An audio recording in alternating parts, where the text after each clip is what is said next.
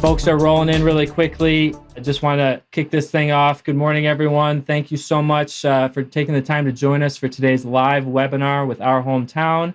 My name is Matt Larson. I'm the president and CEO of Our Hometown, and I'll be the host for today's discussion. This event is part of a monthly educational series that we're hosting in partnership with Today in News Tech and a wide range of state and national associations, press associations, where I'm sure most of you heard about this event. So today we will be interviewing the lawyers and the lead plaintiff behind the antitrust lawsuit against Google and Facebook. Let me first of all introduce Lee Wolverton, the Vice President of News and Executive Editor at HD Media. Thank you very much for joining us, Lee. Thank you for having me. Also, we're joined by two partners from the law firms behind the suit. We have Paul Farrell of Farrell and Fuller LLC, and Bob Fitzsimmons of the Fitzsimmons Law Firm. Paul and Bob, welcome to the webinar, and thank you so much for taking the time to do this. Thanks, Matt.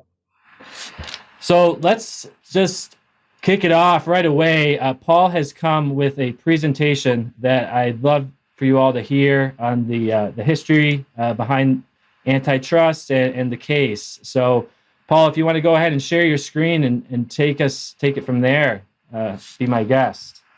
Sure. I want to make sure everybody can hear me. And so I think that there's ways you can raise your hand on these webinars and that sort of thing. But in general, thank you, Matt, for inviting Bob and I to this platform along with Lee. And we have the pleasure of representing a bunch of newspapers and publishers in the antitrust case against Google. And so what we wanted to do is we wanted to kind of give you a big, broad overview of what this case is, why we brought it, what its purpose is, and then to answer any of your questions. And so we'll start with, and I'm going to see if I can get it actually pulled up. We're going to start with, there we go. We're going to start with, can you see the screen, everybody? Who, what, when, where, and why. This is my journalism from a high school journalism, the 5 questions to ask. So I'm going to attempt to identify the who, what, when, where, and why of what we're doing.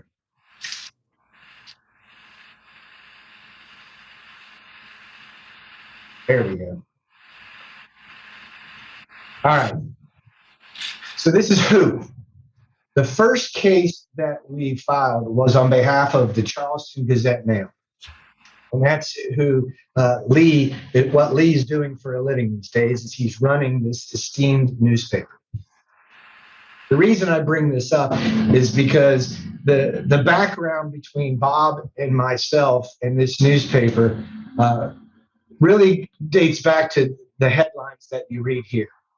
And I don't want to get into a long, boring story, but it's important for context when we tell these stories. The Sunday Gazette-Mail broke this story in December of 2016, and it was based upon the Arcos data of opioid pills sold into West Virginia. I read this newspaper, Lee, at my father's breakfast table on Sunday morning.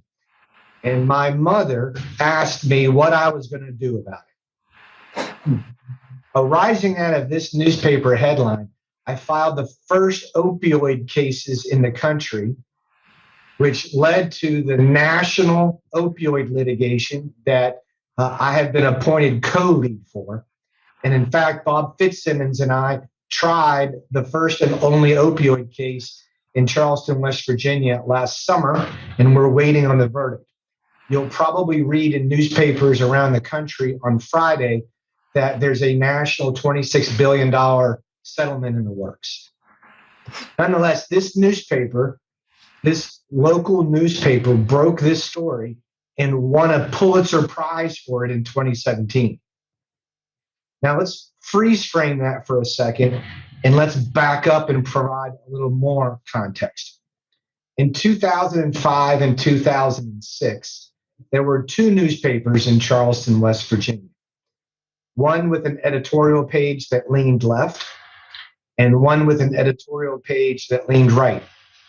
But something happened in the late 2000s that really began to impact the bottom line, and the advertising dollars began to shrink. And these two newspapers entered into a joint operating agreement to try to share overhead and expenses of publication to survive. And guess what happened? The federal government came in and filed an antitrust suit, broke up the joint operating agreement, and forced both papers into bankruptcy. Some irony in all this story that will come around. This is the first complaint you're seeing on behalf of a newspaper in the United States joining the antitrust litigation. You can see it was filed January 29th, 2021 in federal court in the Southern District of West Virginia against Google and Facebook. Since that time, this has been the rallying flag for newspapers and publishers across the country. Bob will talk about that a little bit more in a bit. These are the four law firms that I have hand selected to build this team. Between my firm, Bob Fitzsimmons, and then the Robbins Geller and Herman Jones firm, this represents, in my opinion, the dream team, the pinnacle of legal representation for antitrust and trial work in the United States. So now a little history.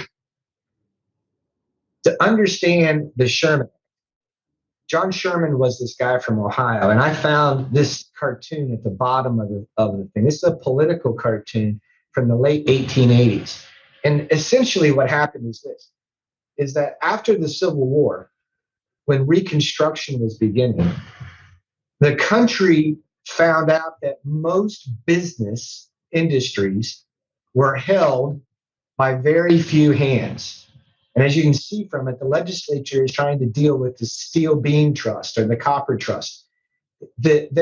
All of the resources were concentrated in a particular industry sector in one person's hands, and that wasn't very good for business. So let's just take the game of Monopoly, right? Everybody has played Monopoly. And if you'll remember, in Monopoly, what we do is we all start out on even grounds. The bank gives us all an even amount of money. The definition of monopoly in the Sherman Act is real simple. It's simply put into the original rules of monopoly published in 1935. The object of the game Monopoly is for everybody to start off with such good advantage. And then the end of the game is when one person forces all of the other players out of the game. A player who goes bankrupt must pick up his piece and go home. That's what monopolies are, is that when you win the game of Monopoly, one person has all the property and money, everybody else goes home. And so then what do? The game is over and you start again. That's what happened in 1911 with Standard Oil. Standard Oil is the first case the United States Supreme Court considered an antitrust. And it's very simple. Did Standard Oil hold a monopoly? And if so, they're going to break it apart. This is the expansion and consolidation of marketplaces in the United States. Standard Oil initially was broken up into several subparts, and then those subparts began to merge back. Eventually, what you'll see is a concentration again as the game of Monopoly proceeds and other players go bankrupt and leave until we start all over. You'll see the same thing with AT&T. When it was broken up in 1984, you'll see that there were a whole bunch of other people that started out on even playing grounds until the game proceeded. And now what we're seeing is, again, a concentration of the market. So the reason that we started this process is really triggered by the congressional investigation. In October of 2020, there was a 400-page report published by Congress who spent months and months and months studying digital advertising monopoly. And when you look at the report, it announces that Facebook and Google have unassailable positions, that there are no alternative places.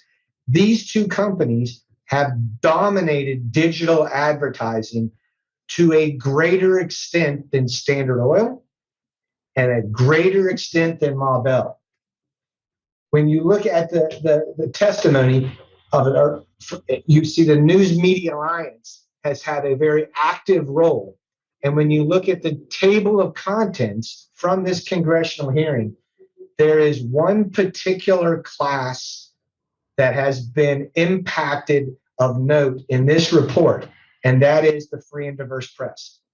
There are some 15 pages of congressional testimony and findings about the impact of Google and Facebook's monopoly on newspapers. As a result, the US federal government and 48 attorney generals have all instituted antitrust actions against Google and Facebook. The main purpose of this, of Section 1 of the Sherman Act, is to identify whether or not there's a restraint of trade. So by way of example, I want everybody to think about this. If you wanted to buy Google stock, you wouldn't call Google. If Google wanted to sell you stock, they wouldn't call you. You would go through a broker, and Google would go through a broker, and you would meet in the electronic marketplace called the New York Stock Exchange. The same thing happens now in digital advertising. When I was in high school, I would go to the local hot dog stand and say, do you want to run an advertisement in my school newspaper? And then they would give me a markup and I would put it in the paper. That's not how it works anymore. The way it works now is that if you want advertising in your newspaper, you have to go to a digital broker. If someone wants to place advertising, they have to go through a broker. Both of those brokers are run by Google. Those two brokers will meet in the middle in an ad exchange. The ad exchange is run by Google. So what's happening is that we have advertisers and we have publishers, and they have Google agents and brokers that are meeting in Google's playground and playing by Google's rules. That in and of itself is a restraint of trade that will likely result in the antitrust action breaking up Google's digital monopoly. It gets even better though. What happened is that just like the NASDAQ competes with the New York Stock Exchange, Facebook fell behind Google. And Facebook decided to open up their own ad exchange to compete with Google's playground. Well, Google didn't want the competition. So Google went to Facebook and they cut a deal. This would be like the New York Stock Exchange going to NASDAQ when the NASDAQ was just starting and saying, look, if you'll forego competing with us, we will cut you a sweetheart deal to make you a priority for digital advertising over everybody except Google. And they were so arrogant as to call internally this agreement in writing Jedi Blue. So we now have the documents of Jedi Blue. And for those of you that don't know, this is a blue Jedi.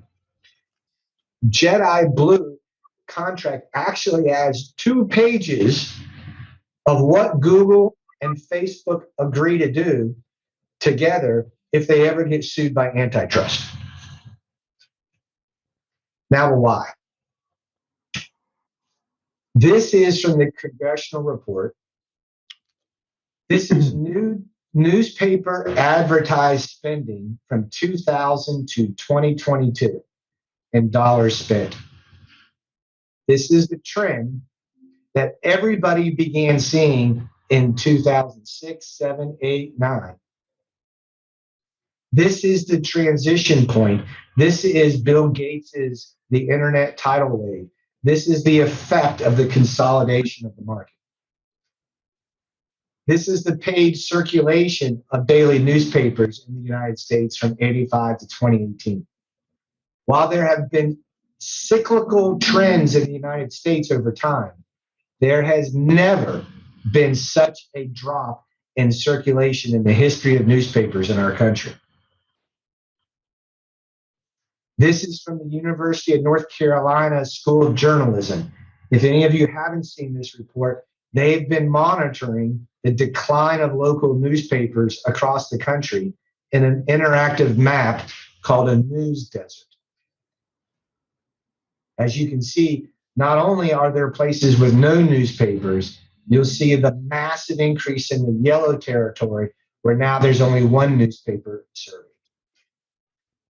This is Facebook's global revenue as of 2020. It is inverse to the experience of the newspapers. And this is Google's advertising revenue. From 2003 to 2019, it's now $174 billion. So while each of the newspapers have attempted to transition from print to digital, and as their online subscriptions went up, their revenue went down. And that's because nobody can compete with Google for the digital dollars. So what we're asking for in this lawsuit, the Sherman Antitrust Act says that if you have a monopoly or you attempt to enter into an agreement with another competitor to monopolize, the harm that is suffered by those like the newspapers and publishers is the difference between where we should have been and where we are. And then we get what's called treble damages, where you take your economic losses, you multiply them by 3, and on top of that, you have to pay their lawyers as well. So what that means in general is this, is that the law firms that I have brought together are willing to underwrite the risk. We have the manpower and the means to prosecute the case. If we lose, you owe us nothing. If we win, the bad guys pay your lawyer bills. Now, aside from all of that, there is something even greater that we're pursuing. If you think about the aftermath of what happened with Standard Oil, you think about the aftermath of what happened when Ma Bell gets broken up. The marketplace is being reset in both of those industries. If by chance the Federal Trade Commission, the Department of Justice, the Attorney Generals, us, if we prevail, we will then have an opportunity to reset the marketplace for digital newspapers. We're not interested in doing what Australia did or what the European Union is attempting to do, which is to simply have them throw scraps from the table to allow the newspaper industry to survive. What we're looking for is to take Google News away from Google, to take the aggregators away from Apple, take it away from Microsoft, and to create our own self-sufficient standing digital newspaper stand that we control, that the advertising dollars goes to us, that we define the marketplace for ideas moving forward. And if we do that, when we do that, the newspapers won't just be able to survive in today's economy. They'll once again begin to thrive. And what we can see is a true free and diverse press in communities across the country. Because without local newspapers, the opioid epidemic would have raged on for at least another decade before anybody figured out what was going on. So I am a firm believer in not only trying to recoup the past, but build a future moving forward. And those that have joined our cause will have a seat at the table when we redefine the marketplace. So in general, that's my pitch. That's the update. Wow. Fantastic overview. Thank you so much, Paul. That was incredibly enlightening. I want to just, first of all, make sure everyone knows that we're taking questions throughout this. So please locate the chat box or the Q&A, and please start putting any questions you have in there. I think we should, just keep it focused on you guys.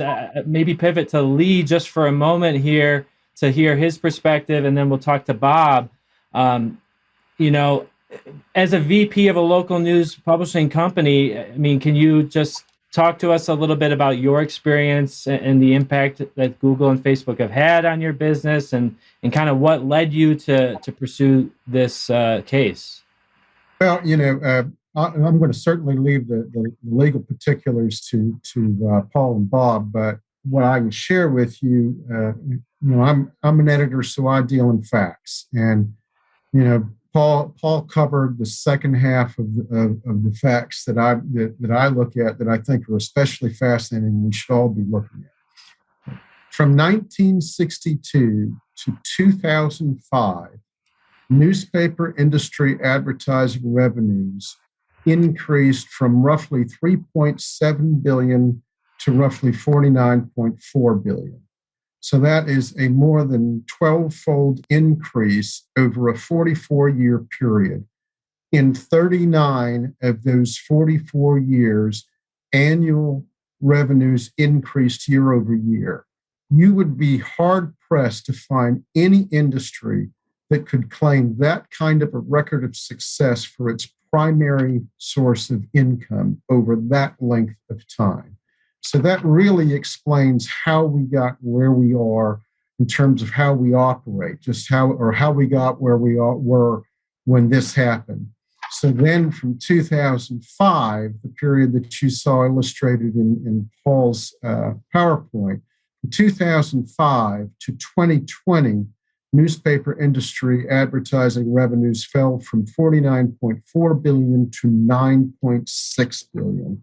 Fell year over year, 15 of those 16 years. So that's a breathtaking collapse. The last 9 consecutive years, our revenues have fallen and at increased rates. So we've not had a year over the last 9 years in which we've had less than $1.4 billion in revenue losses year over year. So if that particular trend held up, if we continued to lose at least $1.4 billion in advertising revenues year over year, then within 5 years, we'd be at zero. So the end for our business is in sight if we don't do something. There are a lot of people, I think, who have placed what I believe to be false hope in circulation revenues. Circulation revenues have inched up. That's all they've done is inch up. So we're basically fighting what I believe is a losing battle.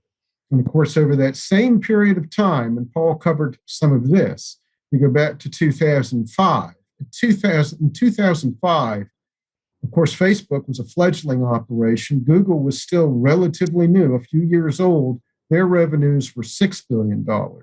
We have numbers now in from 2020. Google alone had $184 or $183 billion in revenues in 2020 and $147 billion in advertising revenues, almost all of that U.S. advertising revenues. So those two companies combined have more than $200 billion in advertising revenues, while we're driven down to $9.6 billion. And in the lawsuit, which I've told people that in 36 years now in the newspaper business, I think there are 2 documents that are the most important I've ever read. And the first is our complaint. It outlines a lot of what Paul just went through. I think it's the most important document I've ever seen in the history of my time in the business. And the other is the News Media Alliance's white paper, Paul and Bob and Clayton Fitzsimmons drew heavily from that for our lawsuit that illustrates what happened, among other things, that Google and Facebook are controlling 70% of local digital advertising revenue and 99% of every dollar in increased digital advertising. So you can see what's happening. And that really is sort of the origin of how we ended up in this case, because I texted our managing partner Doug Reynolds one morning and about this and said, if we don't do something, if we don't act, we can't fight just to save our company. We have to fight to save the entire industry. If we don't, we're not going to make it. And that led to a conversation with Doug and I later that same day, in which Doug said, I think we need to file an antitrust claim. And it was a short time later that we flew out and met with Bob and had the conversation about it. I think people have to very seriously look at this. And one of the things that I think, just listening to Paul right now, that I hope everybody in our business contemplates, it's not only stopping what they're doing to us, but it's realizing the opportunity to grow and be a vibrant industry again. Because, this country really needs us to do that. And from a business perspective, if we succeed, our business can go back to what it was in the sense that it was a great business. The opportunities abounded, just like I described in our increased in digital or our increased newspaper industry advertising revenues. I mean, it was a fantastic model. It worked. And I think if people would realize it, they'd see that we can be better than ever. We can go from fighting for our lives to being stronger than we've ever been. Well put, Lee. Yeah, thank you so much for that. I just want to point out, in case anyone's not noticing it, Paul is dropping answers to your questions in real time here. We had a question right at the beginning here about how can we join this fight. Email Clayton at Fitzsimmons Law Firm, fitzsimmonsfirm.com, and he's dropped a couple of the documents that Lee mentioned. Janelle, I want to address her question. How can small town weeklies help in this battle with the limited resources we have? Our democracy depends on this. Paul or Bob, would you like to answer that? I think, Paul, you mentioned how people can join the case, but she's concerned about limited resources. I guess what kind of a commitment are you guys looking for from the publishers, maybe? A time commitment. Yeah, this is Bob. So numbers are important, I think, and just showing that type of commitment to join in, whether big or small, makes a difference. It's obviously better to have bigger plaintiffs, so far as economics is concerned, but smaller ones also, that's important. This newspaper, the threat to the newspapers is for everybody, big and small. It doesn't make a difference. We've lost, in the last 15, 20 years, we've lost 20% of the newspapers in this country, which is just a staggering figure. And if we all don't join together, then even more devastation is going to occur in the newspaper business. But Matt, if I want to just go on, you've heard two guys, and I get to go third, which is not an easy position, obviously, in this with those two guys. But Lee is responsible with his desire and passion to push this thing. We're here because of Lee Wolverton. He's pushed this thing, and it's been his passion as a newspaper person of 35 years. He's just not gonna let unfairness go untreated. He's addressed the issue, and you heard Paul Farrell. There's no question. All you got to do is listen to Paul Farrell. There's nobody better at convincing somebody. There's nobody better with passion. I've always described Paul as the guy when you were a kid, you kind of pick sides. You said, okay, who do you want in the trenches if you got to go to war? Who's your number one pick? Well, if you get a battle in the legal courtroom, Paul Farrell's the guy. And I think everybody just kind of witnessed that already. He's even better when he prepares. He didn't prepare a whole lot for today. I think he's amazing. He was the architect of the opioid case. It's a complicated litigation. It has legal issues that are first impression. Put that together, tried the case for 3.5 months. and has organized the thing nationally. They came up with a national settlement, $26 billion right now. It's proposed, and it looks like it's going through. And he's the guy behind that entire endeavor, his firm. And there's a guy by the name of Paul Geller. He's probably the best antitrust lawyer in the country. At least he's known for that. He's phenomenal. And we have John Herman also from out of Atlanta. These guys are. In fact, I try to be quiet. That's why I'm number 3 here, because I don't like to speak up when those guys were talking, all of them. I just listen, and I learn so much by listening. But this is something real to the newspapers.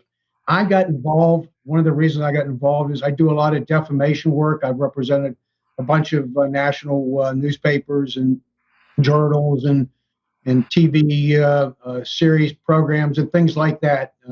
Here in West Virginia, they say a lot of bad stuff about us, so we get a lot of defamation cases around here. So anyways, we've defended those.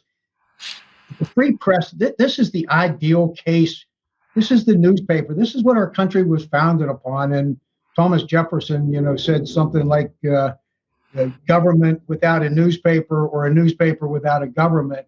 He said every time, he says, I would choose to have the newspaper. That's the most important thing, even more important than government itself. And, that's what our country was founded upon. That's why we're first, in the Constitution, freedom of the press. This is an important thing. It's something, and we need to get together. The lawsuit that we have pending, Matt, has basically 4 branches to it. There's an attorney generals that from the country have brought that. There's 2 publishers type litigations that are class actions. And then there's the case that Paul and the Geller firm and our firm have filed, and Mr. Herman's firm had filed. And that has to do exclusively right now with newspapers. We're trying to keep it isolated to newspapers also, because we think that that's unique and it's different and it has some special rationale behind as to why it is a good litigation. So we're real proud. This is a fun case. We all make money. You guys have all your lawyer jokes about making money. This is a case that you really like to do just because. I don't want to say I'm going to do it for free, but it's something that you really enjoy and you really feel can make a difference. This is something we all can make a difference nationally on, actually. Right. This is the survival. Right. And someone asked, I think, in the process of this question about the resources and I think time commitment. And I think these guys know these are absolutely brilliant guys. They know they could call anytime, and I would be responsive to it. I think it's the most important thing I do in the course of my days, if ever they ask for anything. But I can say these guys have taken on, Bob and Paul and Robin Geller have taken this on with no money coming for it, and they have carried. I've learned so much following the case about what's happened to us and what's going on. It has not been an extraordinary commitment. If it did get to be that, and I know as it proceeds, there could be times when more is needed. That is time extraordinarily well spent, because this is a historic thing that we're engaged in here. So if ever more time was needed, I see that as something I'm happy to give. But the time that these guys have already put into this, the extraordinary effort they put into it, it's phenomenal. And from our standpoint, I mean, it's our effort compared to what they've done so far has been minimal. Gotcha. Yeah, no doubt about that. And I just want to answer questions as they're coming up here. And again, draw everyone's attention to the chat. Matt McMillan asked, my next question, actually, what's the time horizon for the suit? When is this going to trial? Any idea on that, or the status? What's the next step for you guys? Yeah, this is Bob again. We're really in the initial stages still. There's a motion to dismiss that one of the judges is ruling upon. Everybody's pretty much waiting for that. We've received a bunch of records. That's called discovery. We received over a couple million records here recently. But it's going to be, these things do take some time, so you really do have to have a lot of patience. It's going to take a while. We're in the very early stages, waiting for motions to dismiss to be ruled upon. In the Attorney General's case right now, we're waiting for that. And those are the documents that you're dropping there, Paul. Just or can you just tell us what are those links for?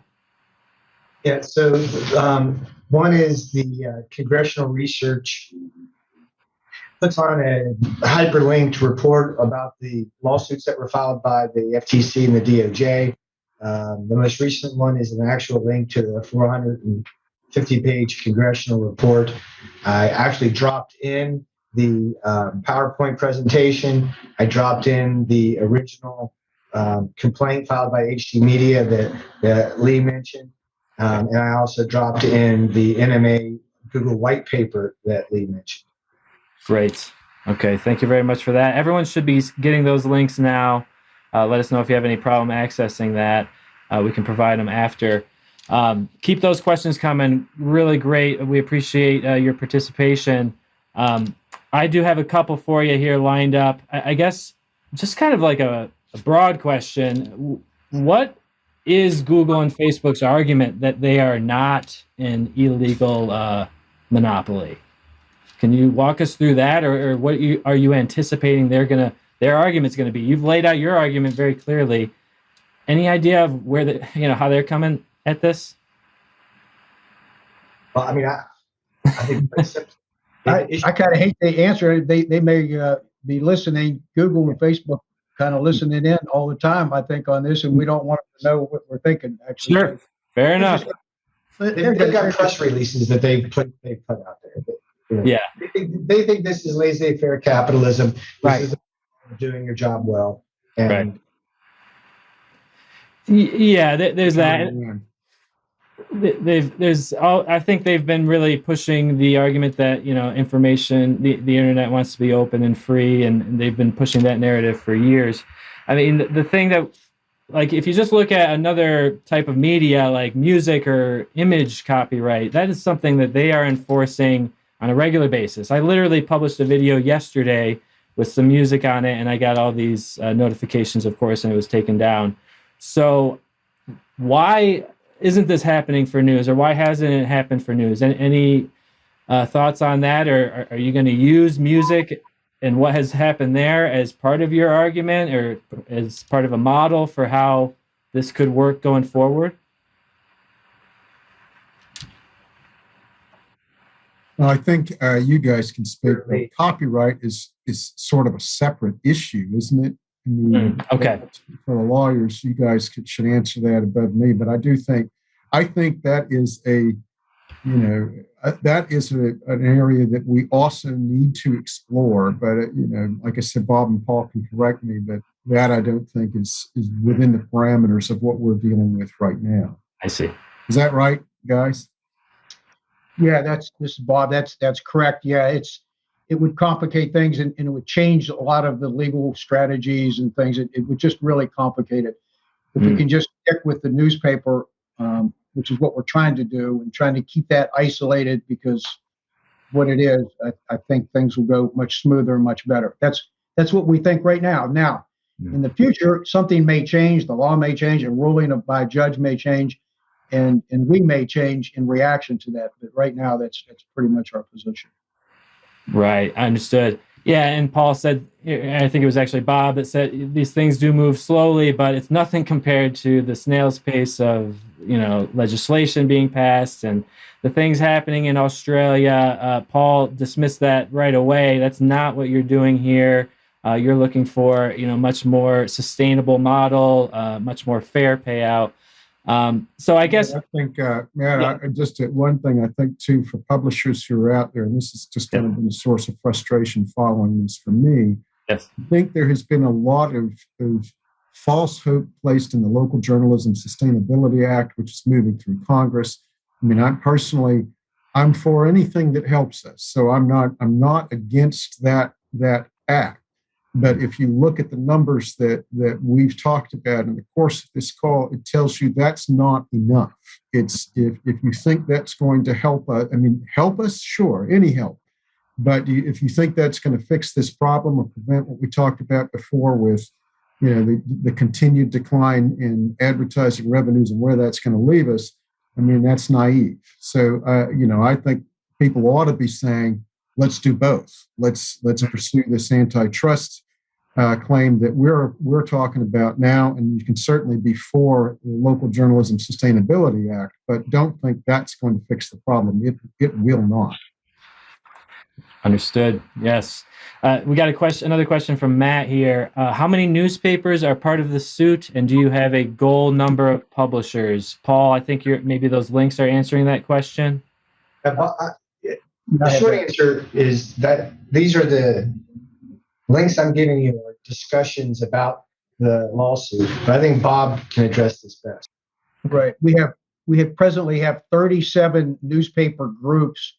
We have 227 newspapers, individual newspapers, and that spans now presently 20 different states in the country. Got it. Okay.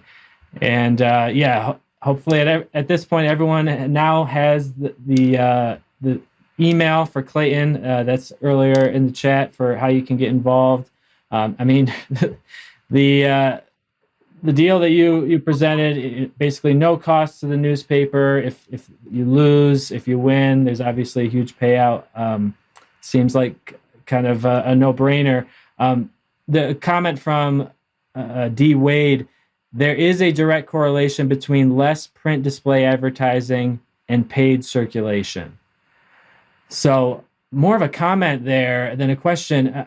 I mean, Lee, any comment on that or any response to that comment from Wade? Well, yeah, of course. I mean, there's a correlation, he's saying, between the decline in print advertising and circulation. Yes. I mean, yeah, there is absolutely a correlation between that. I mean, when the money's not there, we are forced to make decisions, and it's affected everything. Newsroom employment has fallen in newspapers from 70,000 to 30,000.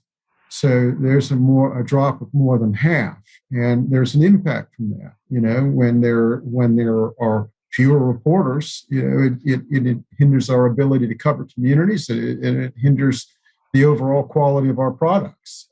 So yeah, there's clearly a direct correlation, and that's why I think conversely, the other side of it is there's a direct correlation if we can find a way to rejuvenate our business model through this, and what we would be able to do in coverage of our communities. Yeah, and so actually, Mayumi has a question. This was one of my as well. Can you describe, anyone can take this question, can you describe what your vision would be for this digital newsstand? I think it was Paul that said we would take back Google News and, we would be in control of that. I mean, how do you see this playing out in terms of like the broker that you mentioned that needs to be in the middle of the buyer and seller? What's the future in like your perfect outcome, I guess? Yeah, so let me see if I can address that. So there was another question earlier about the difference between a big paper and a small paper. I'm not going to say any names, but let's just pretend like there is a very large newspaper in Washington, D.C., owned by another monopolist, just fictionally. They have the ability to negotiate terms with Google and Facebook so that they don't have to hide their content behind a paywall necessarily. Because when you hide your content behind a paywall, that reduces your visibility in Google's search engine. So what we're attempting to do is not just make rules that encourage the big papers, right? We're trying to encourage the ability for small papers to address their own community. And what I have said in general is this. I got fed up at some point in time with national news, and I adopted the horse days ride rule. And what that means is that if it doesn't happen within a horse day's ride of my backyard, probably not going to pay much attention to it. But what happens when my newspaper no longer has the ability to fund journalism, at a horse day's ride locale. And then instead, what it's simply doing is repeating the AP or repeating the larger news services.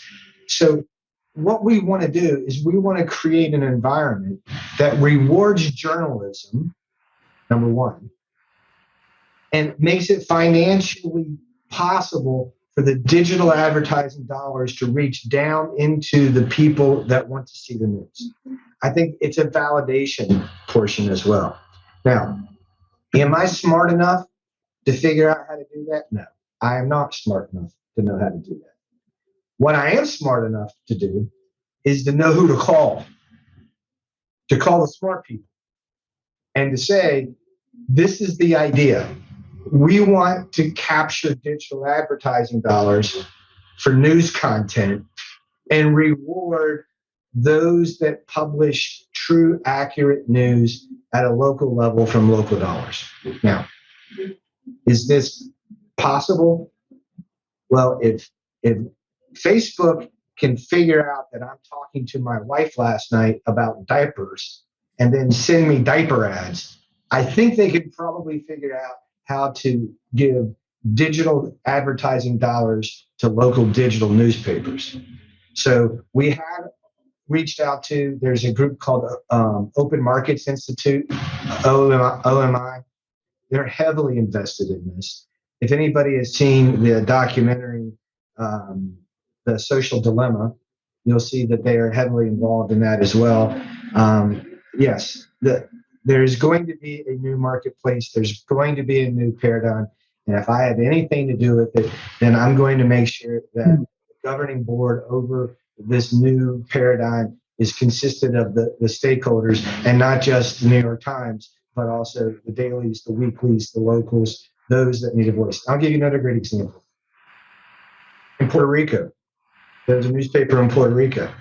They've been shut out of the stateside domain from Google unless they play by Google's rules, right? Well, there's a huge diaspora of Puerto Ricans in the United States that would love to be able to have access to a digital newsstand that they can get the Puerto Rican news without having to pay for behind a paywall.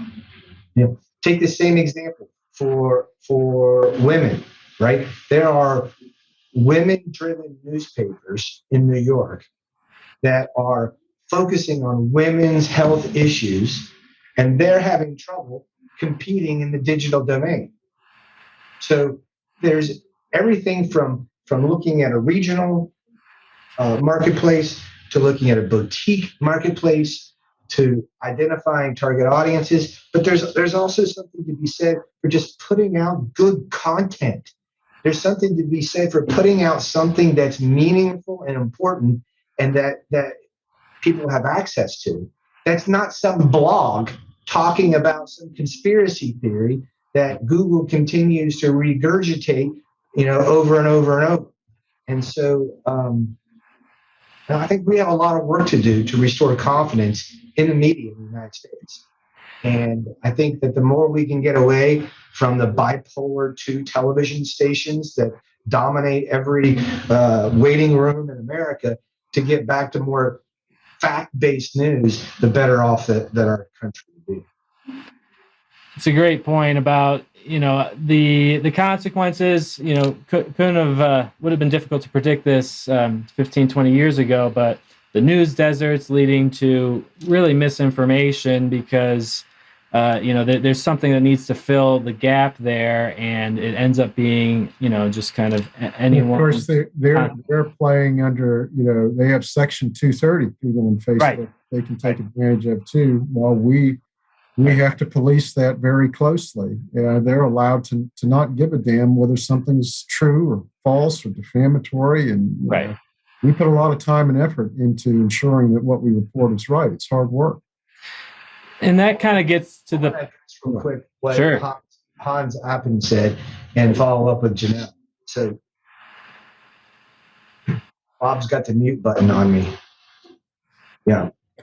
Are we on 3-second delay, Bob, so that you can? Yeah, it's 5 seconds. We needed, it's getting late in the program, so 5 seconds. So there are certain publishers that have consolidated positions that would be very influential if they weighed in, but they're not. And some are hoping for a congressional resolution, like in Australia, and others have their own private contracts, and they're just kind of treading water. Some are diverse enough in their holdings that this isn't the primary driving revenue for them. What we need is we need those papers that are most impacted to do something about this. And what we're hoping for is that the more papers they get involved, the more cover you have, for a lack of a better word, to stand up and say, yes, this is wrong, fix it. Now, by hook or by crook, it's going to happen, right? HD media is not going away. HD media will have a seat at the table when these discussions are had. And so what we really need is, I don't care if you hire me, right? I don't care who you hire. I just want you to just voice what you're saying. Write an editorial. Put something in there. Talk about it. Put it out there. If you have an idea, write about it. Right? If you're seeing that your transition from print to media has increased the people reading your papers. If you had 50 people reading your print and now you have 500 reading your digital, but your advertising dollars went down and you laid off 5 journalists, write about it. Say something about it. Call your congressman. Throw an absolute shit fit. Can I say that, Bob? Did you push the 5-second button? We got that button pushed. Yeah, I covered you. Anyway, I get worked up about this stuff. You have to keep asking, like, we can't go on like this. I mean, there has to be an end to it. And if we don't stand up and fight for it, then the end will be written for us. So, I do care who you should call these guys. If you're interested, these are the people you should turn to. These guys understand it. They've invested a lot of time and effort in it. They're brilliant guys. I just know it from being around them. You absolutely should call them, because these are the guys who are going to fix it. And these are the smartest guys out there. So we have the best team possible. So, and I would say to everybody else too, don't waste too much time worrying what the big guys are doing. I mean, I think it was a great point that Paul just made. There's a certain company out there that we won't name, but they don't give a damn about whether the industry even succeeds. They're in it, and they're going to bleed it dry, cut expenses to the greatest extent they can. They're fighting with another major company right now to try to take them over. They don't care about any. They don't care. It's not even a major source of their revenue or income. So it's not that important. So don't worry about what the big guys are doing. And some of the other big guys, well, they've become smaller for no accident. They weren't very smart along the way, and that's how they got here. The smart people understand that what we're doing is absolutely what you need to do. Stand up and fight, and go after them, and try to make a difference. If you stand by and wait for Congress to fix it, or for things just to fix themselves, then it's not a very bright way of looking at it. I just got to echo all the comments here. I've seen it multiple times now. I mean, just seeing this passion from you three is just very inspiring. I think you've piqued a lot of interest today. We usually try to keep these webinars under an hour, so we're coming up on that. I want to make sure everyone gets their questions in. I definitely want to answer this. We've seen it a couple times. And just double check with Paul, Bob, and Lee. Are you guys okay with us publishing this whole webinar on YouTube and other platforms and sharing it with anyone that's interested? Not Facebook, right? Yeah, right. Well, we can host it on our website natively if yes, that goes more with the theme. But yes, we're getting a lot of thank yous and appreciation for your time. I do have just one more quick question, and I really want to give everyone a chance to get their last questions in. So we got a few more minutes left.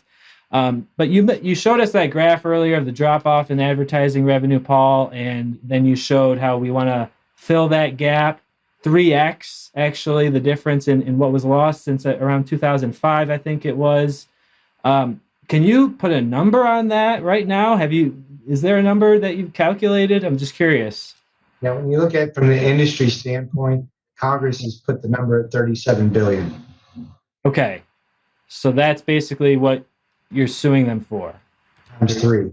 7 billion with a B. Okay. Now, just so you realize, the damages are actual damages in the past. That's one thing we're looking for. Sure. There's also a thing called treble damages. You triple it. You get a multiplier. Right. On top of that. So if the damages are $100, you get $300 under the particular act. Plus attorney fees is also being sought. And that's a yes or a no, depending on what it is. But we shouldn't be driven just by, okay, everybody's going to get some bag of money. People really don't like that. It's a money grab. There's a principle behind this too. And I know I'm a lawyer and maybe a salesman and stuff. I'm trying to be. You got to have some passion. You got to believe what you're doing. You guys either believe in what you're doing or give it up and go get yourself a good job. If you love what you do, then you don't have to worry about the money. So this thing needs to be brought, and we need to have a remedy, mostly going forward. Is everybody going to be treated? Mm-hmm. And that's key. Resetting the business model. To me, I'm an editor, so I work for a living. I'm not going to see any of this money. But I'm concerned about the resetting of the business model so that we can have the chance to truly be competitive again and grow our business. From my perspective as a journalist, that means I can get more reporters and we can do more important work. To me, that is the most important part of this case. If we come out on the other side of it, the business model's reset, we have the chance to be truly competitive and vibrant again. That is what success looks like to me. Right. Making a sustainable model. Yes, not depending on government handouts. A lot of different themes here, and it all makes sense what you guys are saying. And Lee, I just want to highlight what you said again. That 5-year timeline. I think we've been saying that this is a problem for years, but I mean that is a sobering fact. It's going to be at 0 if the current trends continue, and there's really no indication that it's not going to. I would encourage everyone to go to the Pew Research Center. Mm-hmm. We've drawn a lot of data from there. The News Media Alliance has. They provide the most comprehensive data on the industry. Go there, just Google Pew Research, Google Pew Research Center, newspaper advertising revenues, and scrutinize it. I mean, really look at those numbers, and that will tell you what's happening, and you can't deny where the trends are going and where they'll lead. So I would encourage everyone to go there and look at that.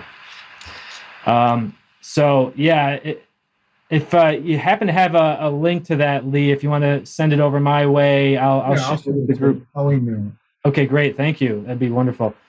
Okay, any last minute questions from our attendees or any last comments from our panelists before we wrap up this webinar?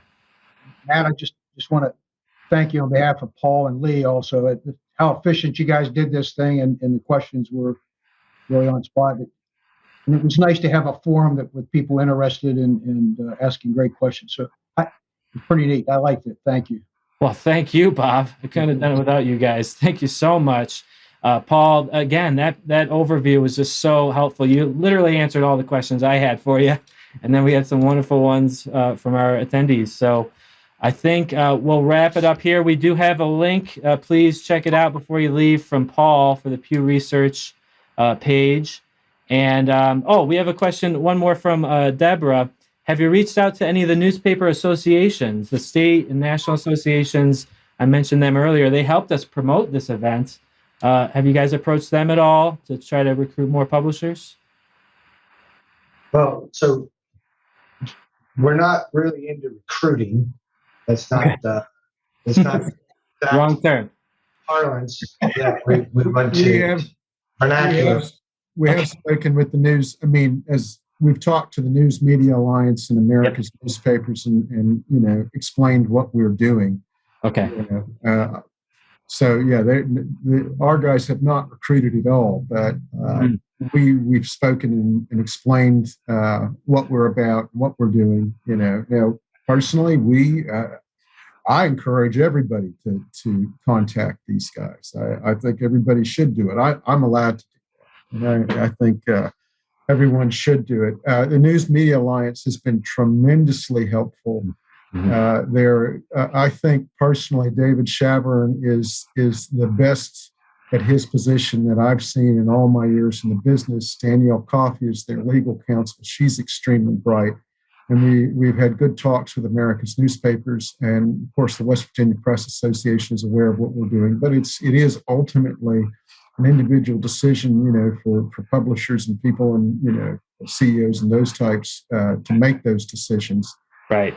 So we've talked to a lot of people, and anybody who knows me has heard about it. Right. Yeah, I would definitely suggest anyone that's interested in learning more, check out David, the CEO of the News Media Alliance. I mean, really, he's very well spoken. He's got a ton of content out there. There's a bunch of editor and publisher interviews with him where he just lays out everything that he's been doing in such a clear way. You just listen to him, again, and a very inspiring speaker. Editor and publisher has a tab too that's on their site that they're following. Antitrust, right? Editor and publisher / question real quick about recruiting. The lawyers get a really bad rap sometimes, and we bring it on ourselves when we self-promote and advertise. Bob Fitzsimmons has been a long advocate of just be a damn good lawyer and you'll get the clients. So what we're being very focused on is not going out and waving the flag of hire us. What we're doing is we're good lawyers. We do good work, and hopefully the message gets repeated, and then we organically will meet clients.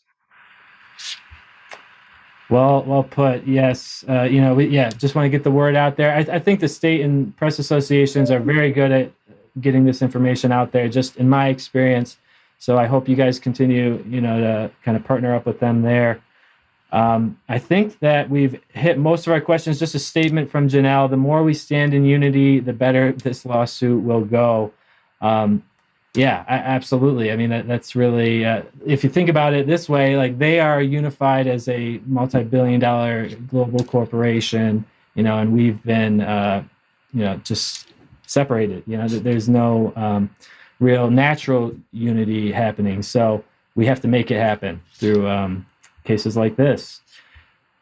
Okay, I think that's all the questions that we have. We still have a lot of people on with us, but unless there's any last comments, I think we'll wrap it up here. And again, thank you, Paul, Bob, and Lee, for your time. I really appreciate you joining us and sharing your status with this case. It's very interesting. Appreciate it.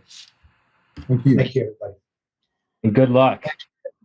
Thanks, everybody. Have a great day. Thanks a lot, Bob. Thanks, You too. Bob. Take care, Lee.